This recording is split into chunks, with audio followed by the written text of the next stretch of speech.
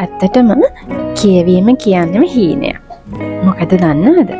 ඒ හීනෙදී අපිට පුළුවන් නිදාගන්න නැතුව ඉන්න. පොතක් කියවද්දී අපිට පුළුවන් අලුත් ලෝකයකට යන්න. අලුත් මිනිස්සු හම්බ වෙන්න. ඒ වගේම තමයි අපේ ජීවිතේ වෙනස් කරගන්නත් පුළුවන්. ඉතින් ඒකනේ කියන්නේ කියවීම කියන්නේ දැනුම විතරක් නෙමෙයි. ඒක ජීවිතයම පරිවර්තනය කරන ශක්තියක්. හරි. එන්නකො මාත් එක්ක අද අපි මේ යන්න හදන්නේ බුක් ෆෙයා එකට. ඒ කියන්නේ අපේ ලංකාවේ තියෙන විශාලතම පොත් ප්‍රදර්ශනයට. පොත්වලට ආදරය කරන ඕනම කෙනෙක්ගේ ෆේවරිට් ස්පොට් එකක් විදිහට හඳුන්වන්න පුළුවන් තැනක් තමයි මේ පොත් ප්‍රදර්ශනය. 1999 තමයි ශ්‍රී ලංකාවේ පොත් ප්‍රකාශක සංගමය විසින් ඉතා කුඩාවට මුල්වරට පවත්වලා තියෙන්නේ. හැබැයි දැන් අන්තර්ජාතික වශයෙන් මේ උළෙල පවත්වනවා.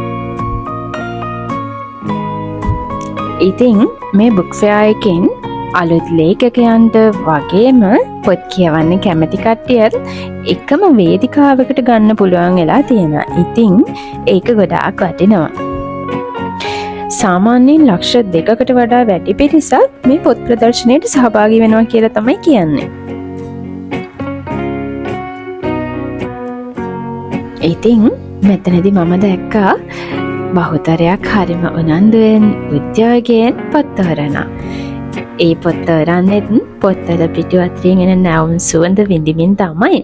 ඉතින් බලන්නකෝ හැම අවුරුද්දකම පොත්වලට කැමති, පොත්වලට ආදරය කරන ආදරණීයන් එකතු වෙන තැනක් විදිහට අපිට මේ බුක් ෆෙයා එක හඳුන්වන්න පුළුවන්.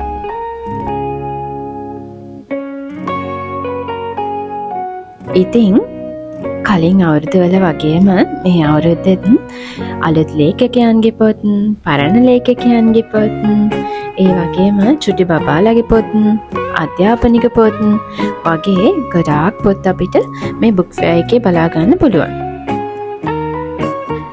ඉතින් මෙතනට ආවා කියලා කියන්නේ පොත් ලෝකයක්. ඇත්තටම පිස්සුවක්. ඔයාගේ ටේස්ට් එකට ගැලපෙන ඕනම පොතක් කොහොම හරි හොයාගන්න පුළුවන්.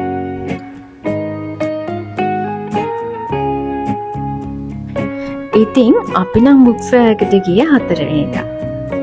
හොඳටම වහිනවා. හැබැයි වැස්ස කියලා නම් පොත්වලට කැමති ආදරණීය මිනිස්සුන්ගේ අඩුවක් නම් තිබ්බේ නැහැ.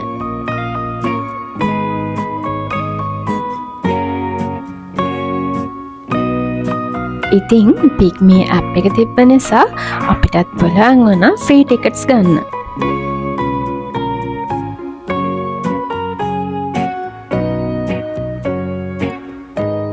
ඒ වගේම තමයි පොත් බලලා මහන්සිය නිවා ගන්න ඔයාලට ෆුඩ් ස්ටෝල් එහෙමත් මෙතන ගොඩාක් තිබ්බා. වැස්ස නිසා ඒ ටික නම් වීඩියෝ කරගන්න බැරි වුණා.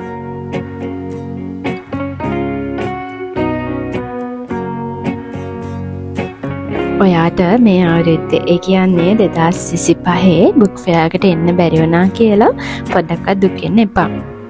මොකද ඔයාට පුළුවන් ඔයාගන්න ආසාවෙන් කැමැත්තෙන් හිටපු පොත්තෙන් ඔන්ලයින් ඕඩර් කරලා එහෙම නැත්නම් ෂොප්ස් වලින් උනත් ගන්න පුළුවන්.